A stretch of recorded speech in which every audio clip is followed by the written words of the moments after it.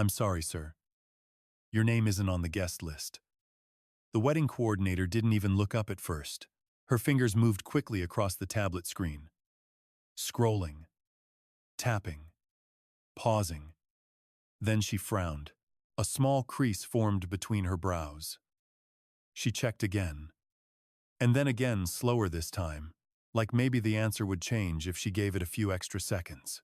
I might be looking at the wrong list, I said, forcing a polite smile that didn't quite reach my eyes.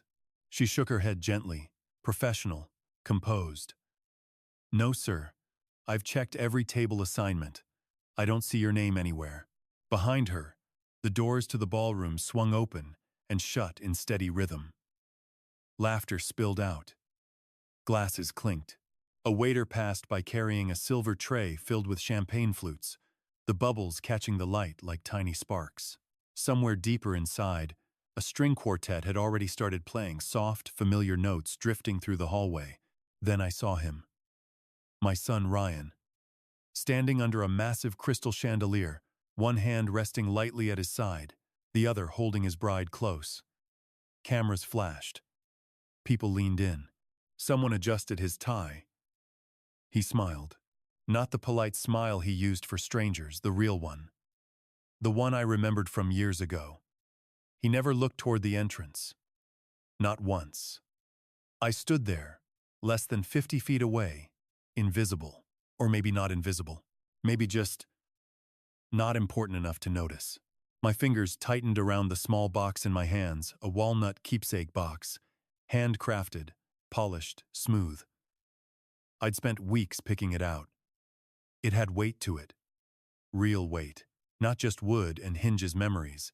The coordinator leaned in slightly, lowering her voice. Would you like me to call someone? Maybe they can clarify I didn't answer right away. Instead, I looked through the glass doors one last time. Emily's parents were already being escorted toward the head table, greeted with warm handshakes and wide smiles. Her uncle stood near the bar, laughing too loudly at something someone had said. Her cousins drifted between tables, hugging, posing, belonging. Everyone had a place. Everyone had a seat. Except the father of the groom. I exhaled slowly.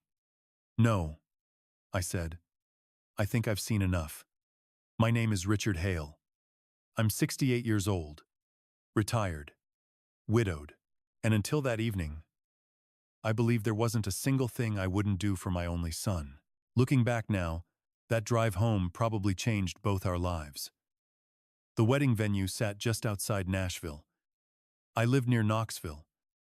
A good 4-hour drive each way, if traffic behaved itself. I'd left before sunrise, just to be safe. City traffic had never been something I trusted, not anymore. Not at my age. Driving after dark wasn't my favorite thing either. But for Ryan, hell, I would have driven across the country. The navy blue suit I wore felt heavier than usual.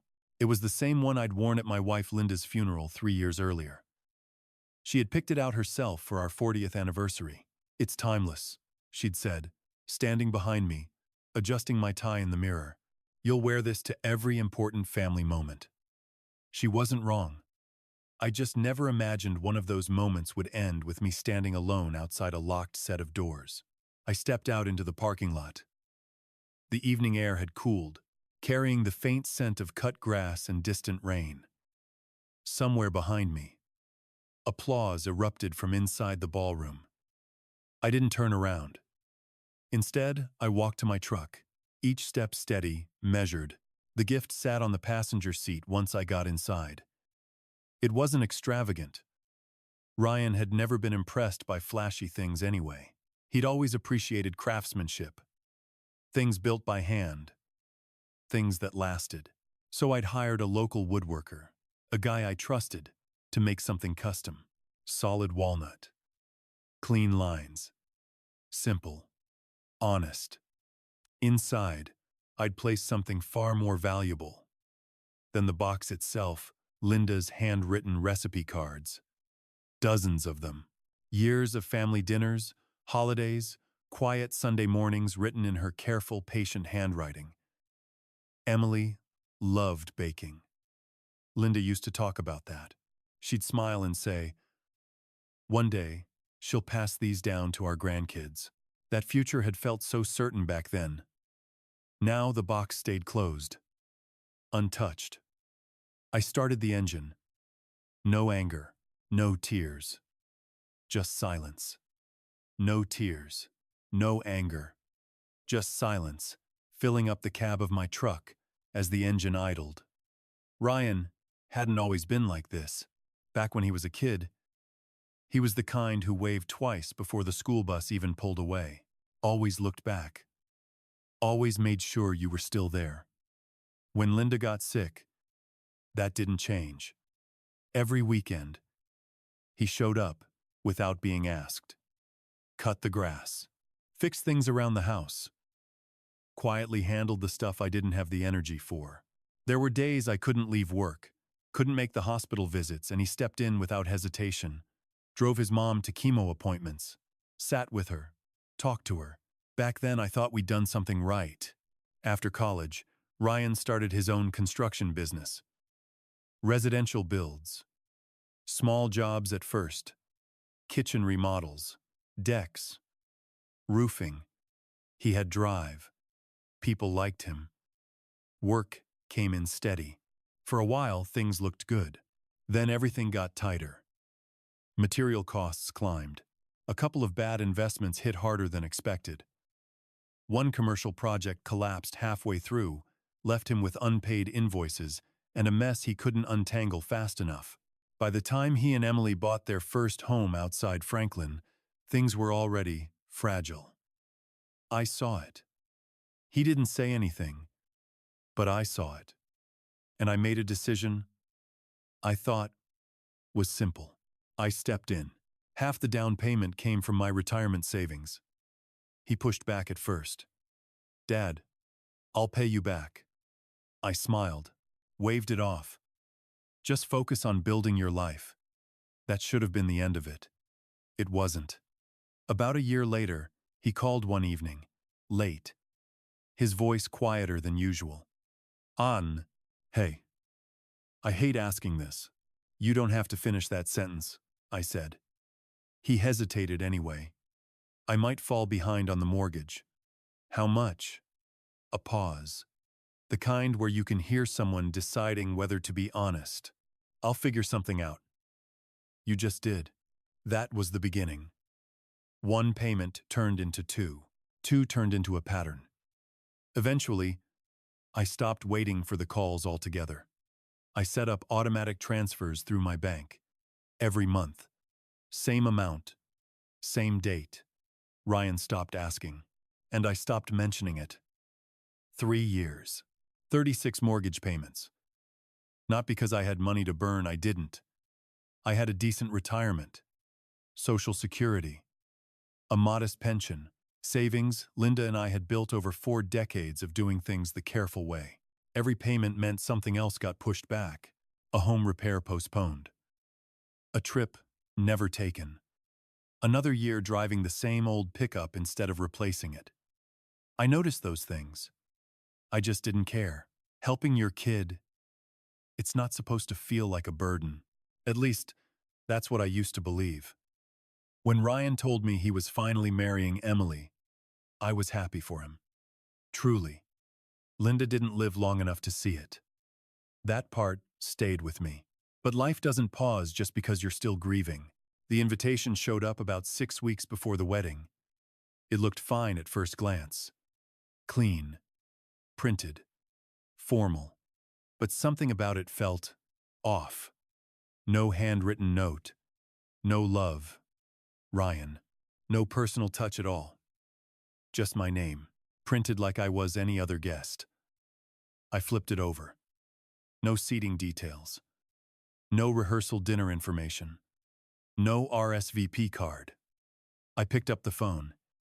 "Hey, did something get left out?" Ryan laughed it off. Too quickly. "Dad, don't worry about it. What time should I be there?" "Just come. Everything's handled." Simple enough. Or so I thought. The morning of the wedding, I stopped by a florist on the way out of town, bought fresh white roses. Linda's favorite. I figured they'd have one of those memorial tables photos of loved ones who couldn't be there. A quiet corner. A candle, maybe. I wanted her to be part of it somehow. Turns out, I never made it far enough inside to find out if that table even existed. The drive back felt longer than it should have. Somewhere halfway home, I pulled into a rest area. Empty. Quiet. The kind of place where no one asks questions. I turned off the engine. For a while, I just sat there. Then I reached over, picked up the walnut box, and opened it. Linda's recipe cards were stacked neatly inside, edges worn, ink slightly faded. Her handwriting exactly the way I remembered. Steady, patient, careful. I ran my fingers across them. She used to say something to Ryan whenever he messed up as a kid. Character isn't measured by how you treat people when everyone's watching. I could almost hear her voice. It's measured by how you treat the ones who love you anyway. I stared at those cards longer than I meant to, wondering if he'd forgotten, or if somewhere along the way, I just failed to teach him well enough. I got home close to midnight. The house felt the same as always, quiet, predictable, safe. I hung the suit back in the closet. Set the unopened gift down on Linda's old sewing table. Then, I walked into my office and turned on the computer. The screen lit up slowly. Bank account. Scheduled payments. There it was. Automatic mortgage transfer. First business day of every month. I stared at it. Not for seconds. For almost a full minute. No anger. No speech. No dramatic moment. Just a quiet decision. I moved the cursor. Clicked. Cancel automatic payments. A confirmation box appeared. Are you sure? For the first time in 3 years, my answer came easy. I clicked yes. Then I shut the computer, turned off the lights, and went to bed. Somewhere out there, in a house I'd helped pay for, my son slept peacefully, completely unaware that his life was about to change. The first morning after the wedding, I expected anger. It never came. I woke up early. Same as always. The house was quiet. No traffic yet. No voices. Just the low hum of the refrigerator and the faint creak of old wood settling into another day. I sat on the edge of the bed for a moment, waiting for something. Rage. Regret. Anything. Instead, I felt lighter. Not happy. Not relieved in any dramatic way. Just lighter. Like I'd been carrying something heavy for a long time and only just realized I'd finally set it down. I walked into the kitchen, poured myself a cup of black coffee, and stepped out onto the back porch. The air was cool. Still, a pair of cardinals landed on Linda's old bird feeder, their red feathers catching the morning light. She loved those birds, used to say they meant someone was watching over us. I took a slow sip of coffee. I hope you're watching now, I muttered under my breath, because if anyone would have known what to say, it would have been her. The days that followed slipped back into routine. Monday mornings, I volunteered at the Habitat for Humanity warehouse. Nothing glamorous, sorting materials, organizing tools, helping load trucks. Honest work. Quiet work. Tuesday afternoons, I met up with 3 old friends at the same diner we'd been going to for years.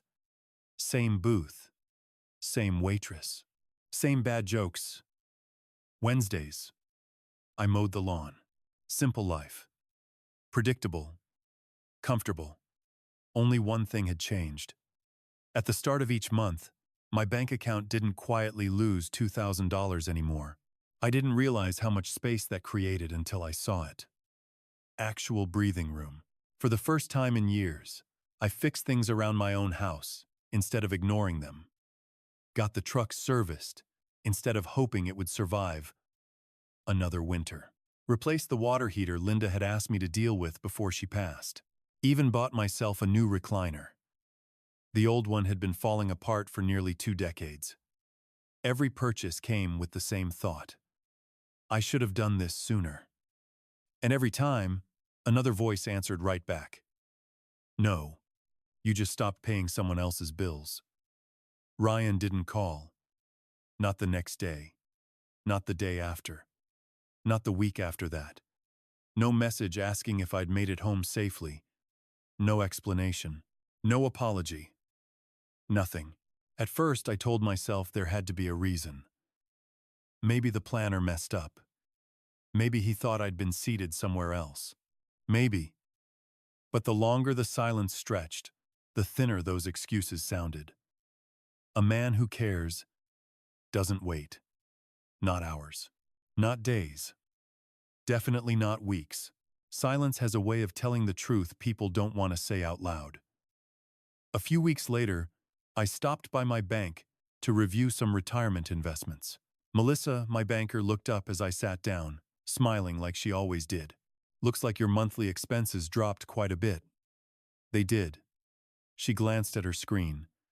You finally canceled that recurring transfer. I nodded once. It was time. She didn't ask questions.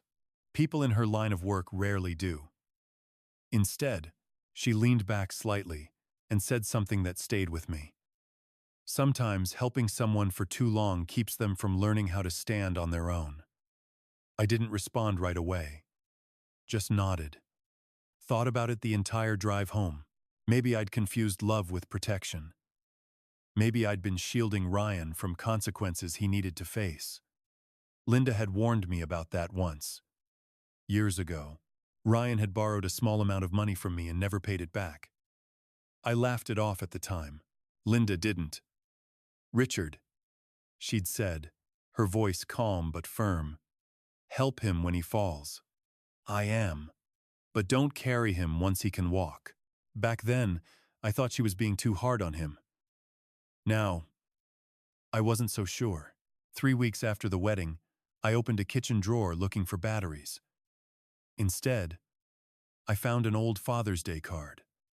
Ryan couldn't have been more than 12 when he made it. The front was simple. Bright colors, crooked lines. To the best dad in the world. Inside, written in uneven handwriting. When I grow up, I want to be just like you. I sat there longer than I expected, holding that card, reading those words, again and again. People don't become strangers overnight. It happens slowly. One compromise, one excuse, one decision to impress the wrong people. I wasn't mourning the man Ryan had become. I was mourning the boy I used to know. Exactly 1 month after the wedding, my phone buzzed while I was standing in the grocery store. I glanced down. Ryan, not a call. A text. For a split second, I smiled. Maybe this was it. Maybe he finally realized what he'd done. Maybe this was the apology. I opened the message. Dad, the mortgage is due. That was it. No. How are you? No, I'm sorry. No, can we talk? Just 4 words.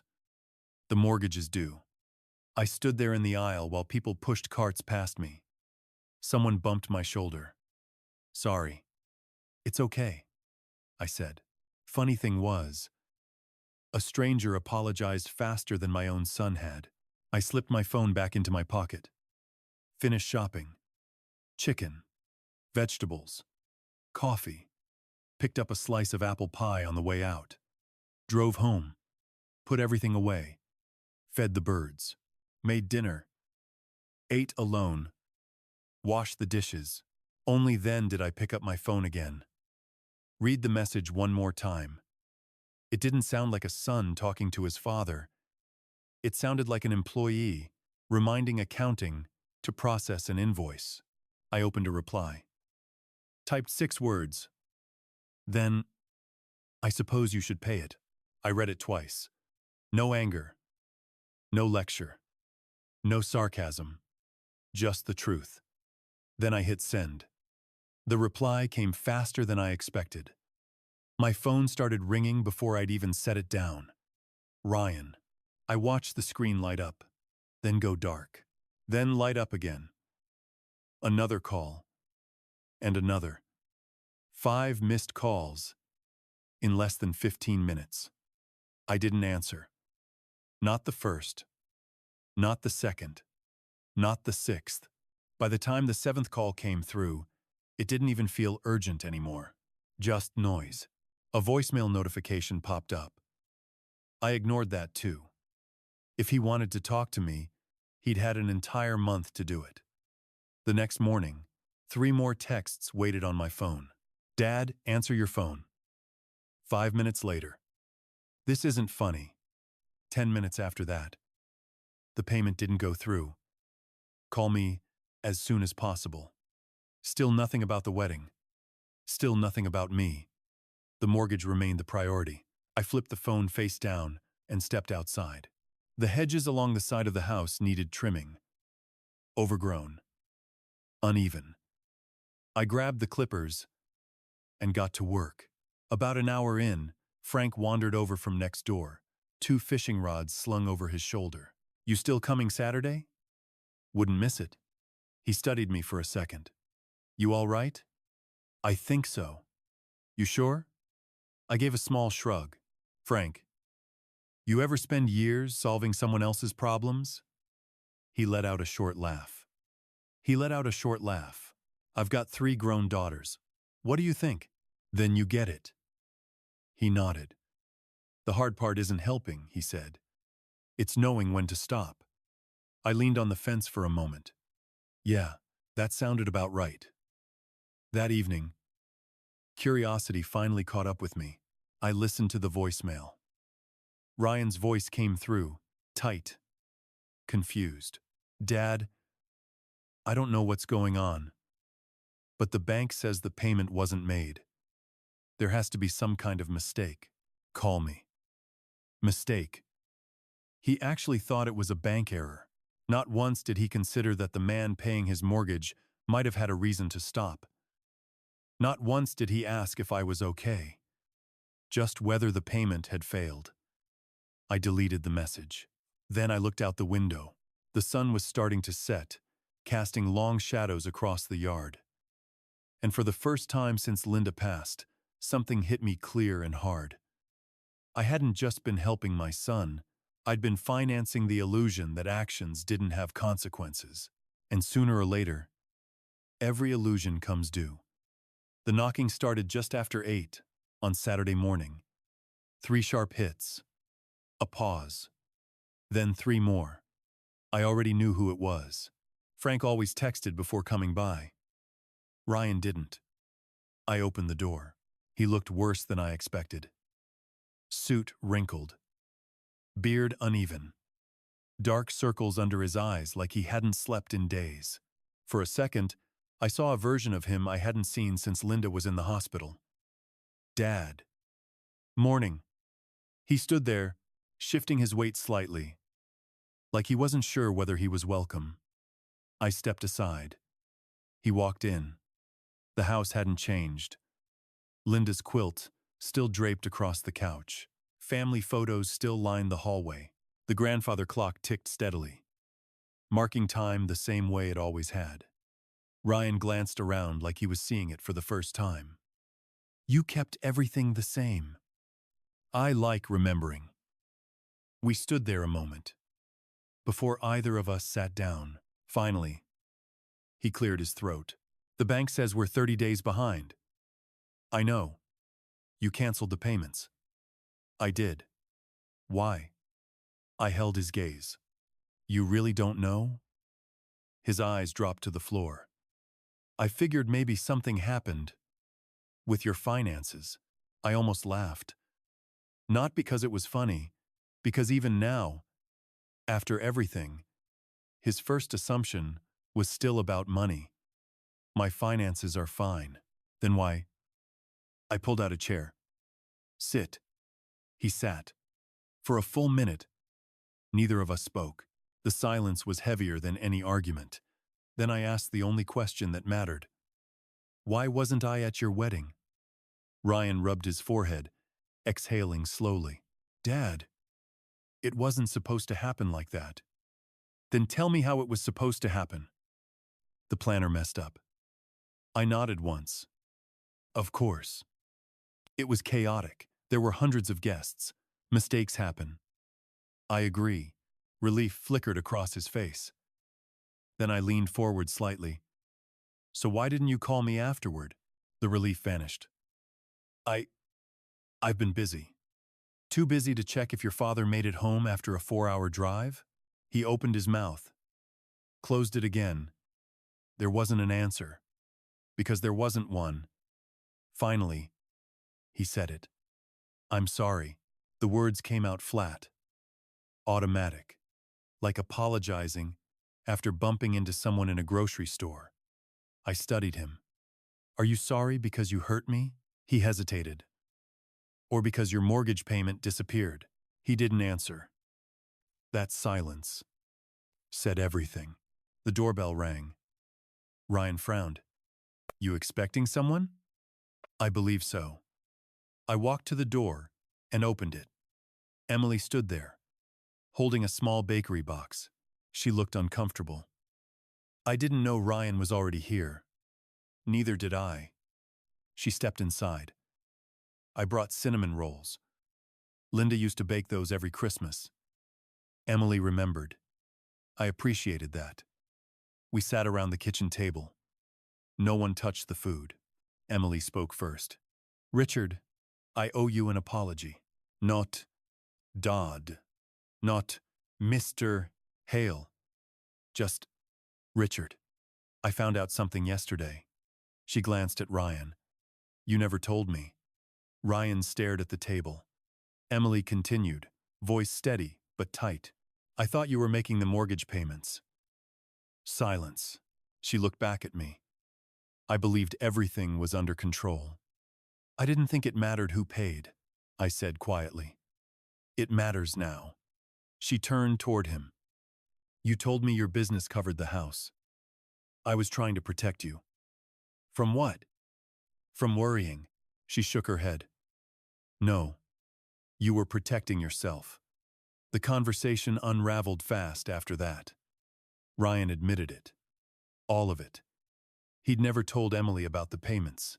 Let her believe the house was secure because of his success. Let everyone believe that. Her parents, friends, clients. An entire version of his life built on something that wasn't real. Emily looked stunned. For 3 years? I nodded. She turned back to him. Why didn't you tell me? I answered before he could. Because I wasn't paying for gratitude. I paused. I was buying him time. She wiped her eyes. I had no idea. I know. And I believed her. Then I asked the question neither of them wanted. Who decided I shouldn't be at the wedding? Ryan answered too quickly. No one decided that.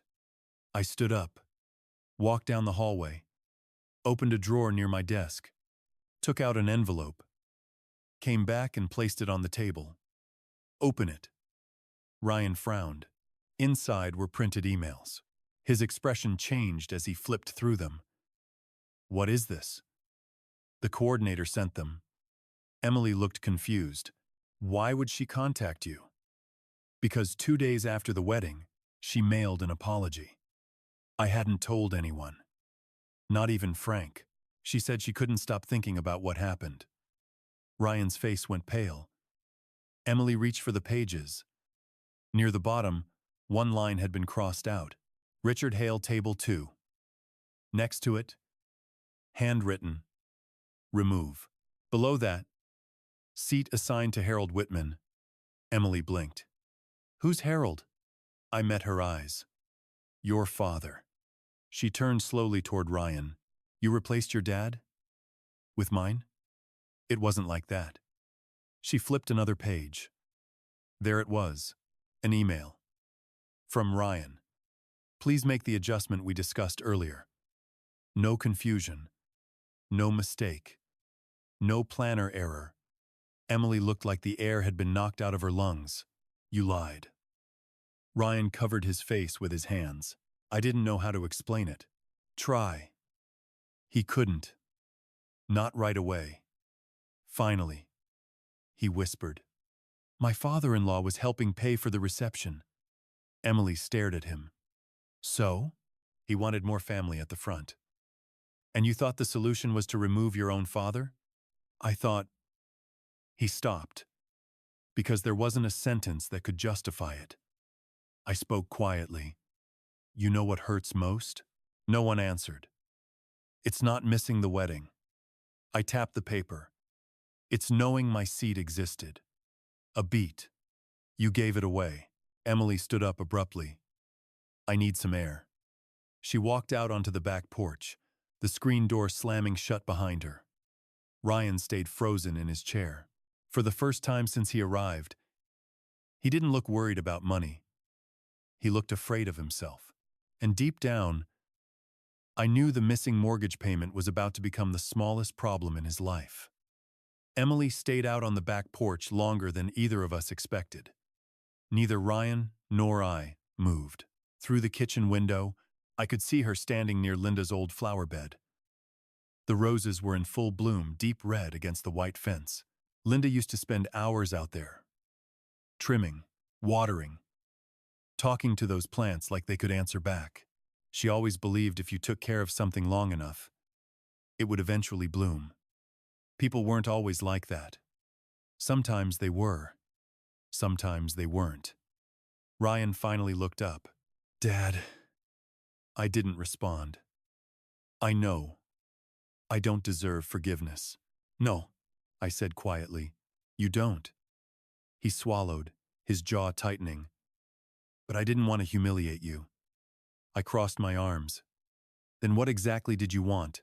He searched for words. Didn't find any. I didn't want conflict. I nodded slowly.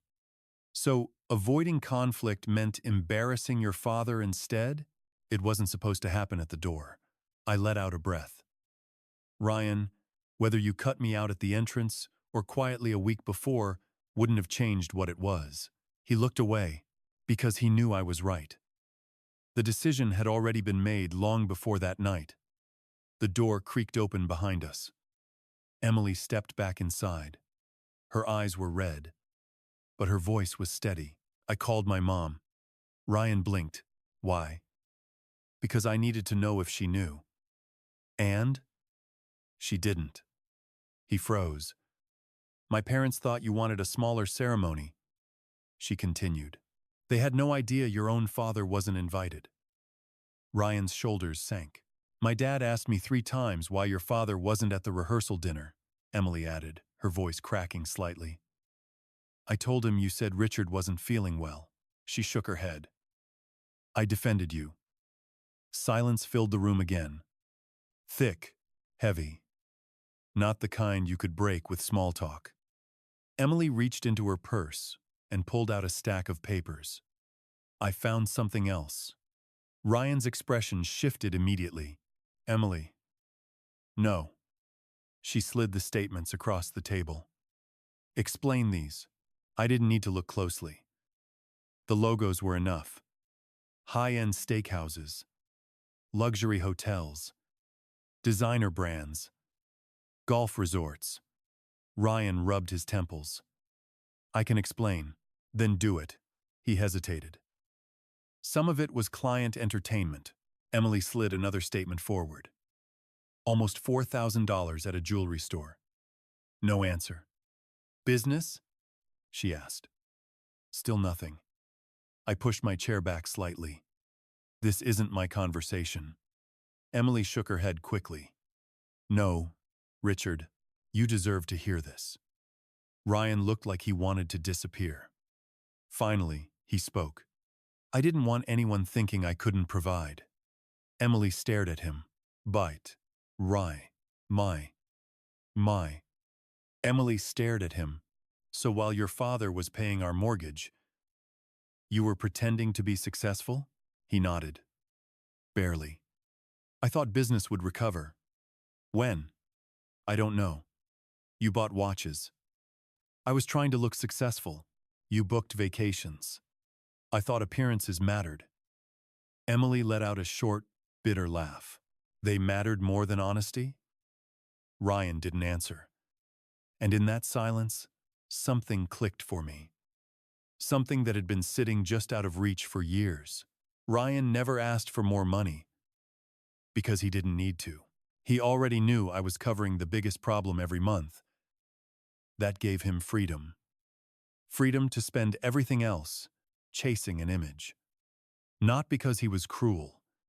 Not because he didn't care. Because he got used to living without consequences. And I had made that possible. That realization hit harder than the wedding ever did. Emily looked at me. Richard, I'm so ashamed. I shook my head. You didn't create this. No, she said softly. But I benefited from it. She wasn't wrong. Whether she knew about the mortgage or not, she'd been living inside something my money had been holding together. She turned back to Ryan. You know what hurts most? He didn't respond. You didn't trust me enough to struggle with me. I was trying to give you a better life. You were giving me a fake one. Ryan looked at me suddenly. Are you going to let us lose the house? There it was. Fear. Real fear this time. I leaned back slightly. I don't know. Emily looked at me, surprised. You don't know? For 3 years, I stopped consequences from happening. I met her eyes. Maybe it's time they teach what I couldn't. Ryan's eyes filled. They'll foreclose. Not tomorrow, I said, but eventually. We can catch up, he said quickly, if you have the money. His shoulders dropped. I don't. For the first time, he said it out loud. No excuses. No image. Just the truth. The business wasn't just struggling. It was failing. Projects unpaid. Subcontractors threatening legal action. Credit cards nearly maxed out. Cash flow barely covering payroll. I listened. Didn't interrupt. 3 years ago, I would have reached for my checkbook before he finished the first sentence. Now, I just listened. When he was done, I asked one question. Have you told Emily all of this? He shook his head. Emily closed her eyes. So the mortgage wasn't the only secret. No. She looked exhausted. I married a man, she said quietly. I didn't realize I married a performance. That one landed. Hard. They left later that afternoon. Not because things were fixed, because nothing was. At the door, Ryan paused. Dad? Yeah. I really am sorry. This time, it sounded different. Not polished. Not rehearsed. Just heavy. I know, I said. Can we fix this? I glanced past him, toward the backyard. Toward the roses.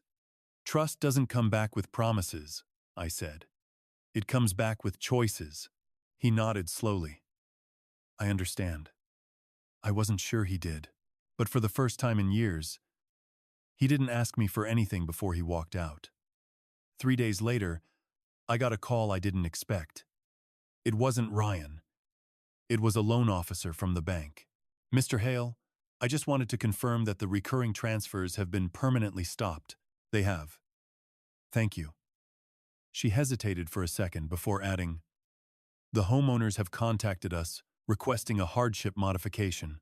I leaned back in my chair after the call ended. So they weren't waiting anymore. They were talking to the bank, trying to solve their own problem.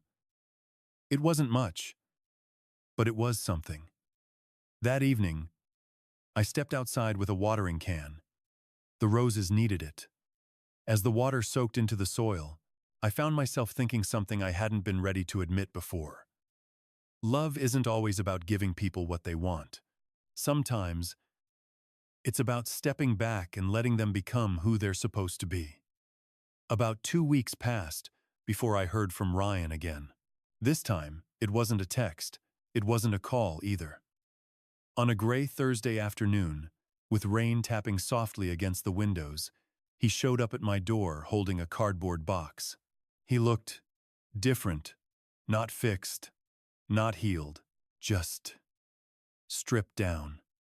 The confidence he used to wear like a uniform, expensive watches, polished shoes, that carefully controlled voice, it was gone. "Can I come in?" he asked. I stepped aside. He set the box on the kitchen table and opened it. Inside were pieces of a life that suddenly didn't fit anymore. Luxury watches, a designer briefcase, golf clubs, an unopened tablet, even a high-end espresso machine. I looked at him. "Cleaning house?" He let out a weak breath. "Selling everything that isn't necessary." I closed the box. "That's a start." He nodded. "It won't cover much."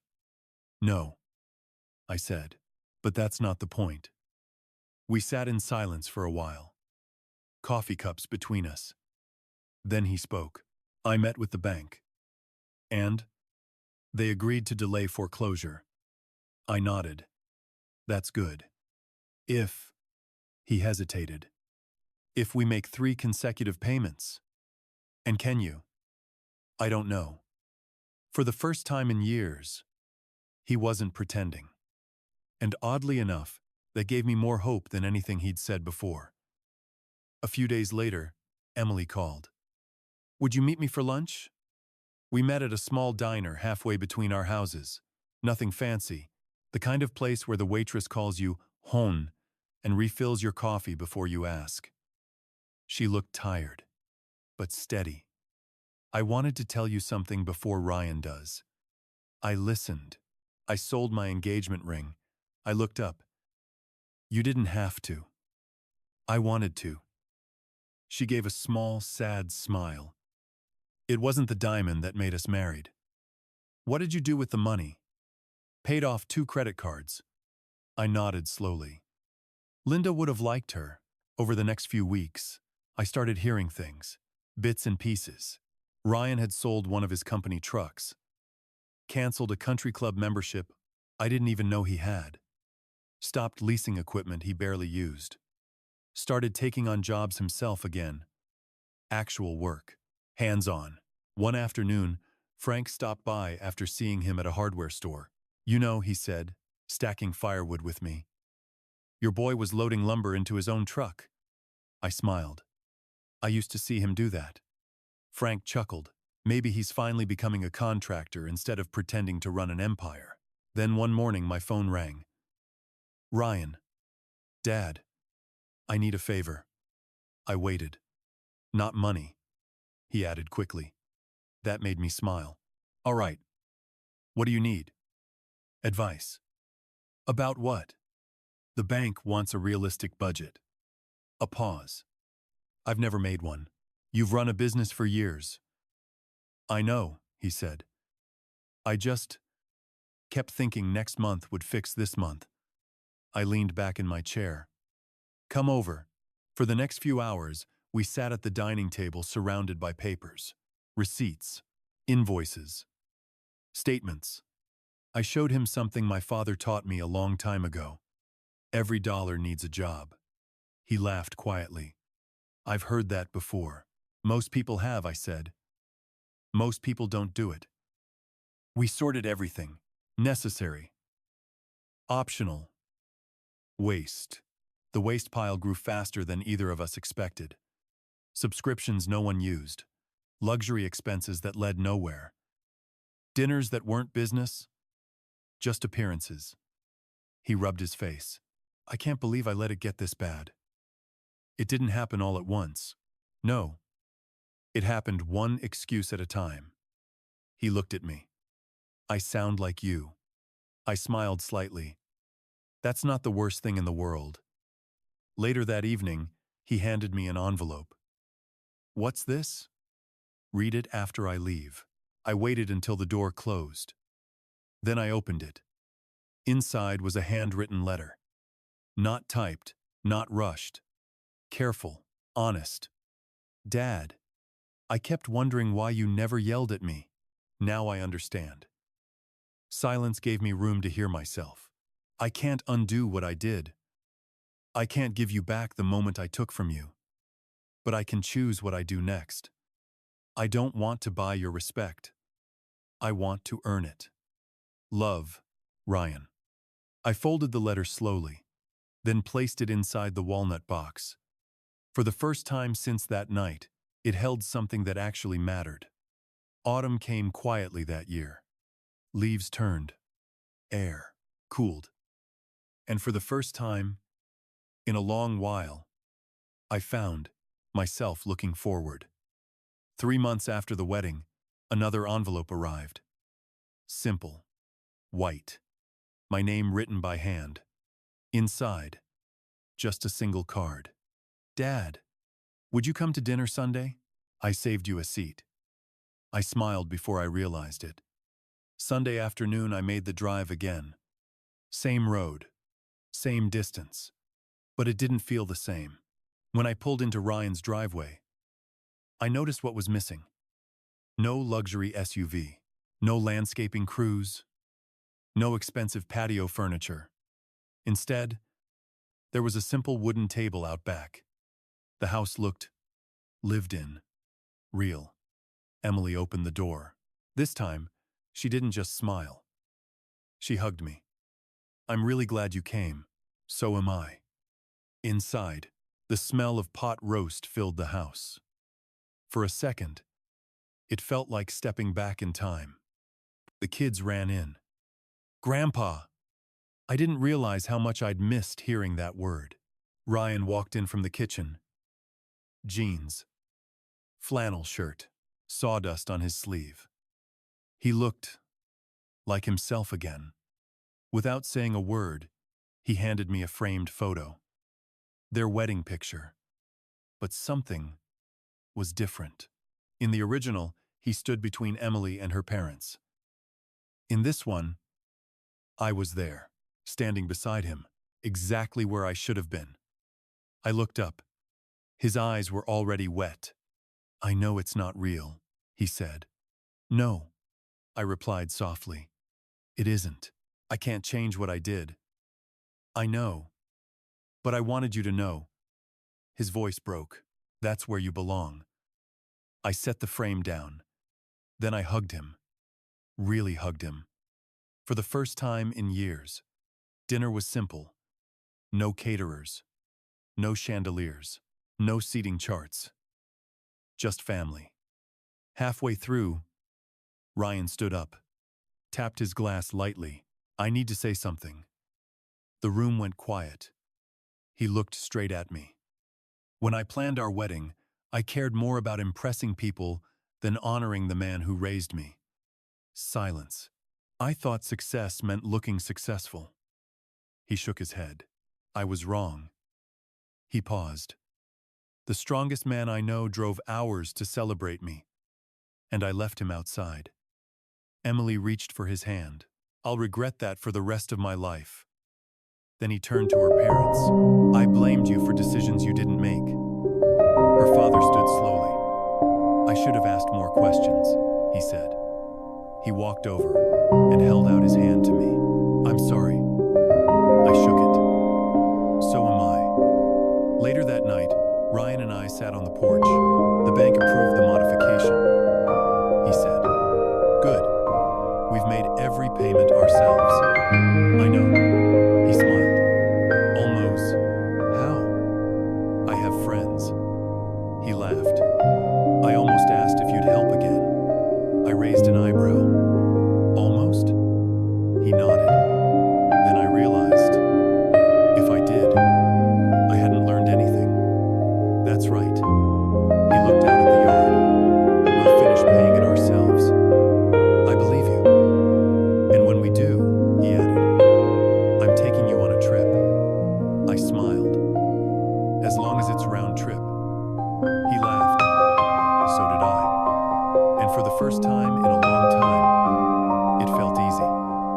Before I left, he stopped me by the truck. I used to think success was having a bigger house, he said. He glanced back at Emily and the kids. Now I think it's having people who still pick up the phone when you call. I rested a hand on his shoulder. Don't forget that. I won't. That night, I brought the walnut box into the living room. Inside were Linda's recipe cards, Ryan's letter, and now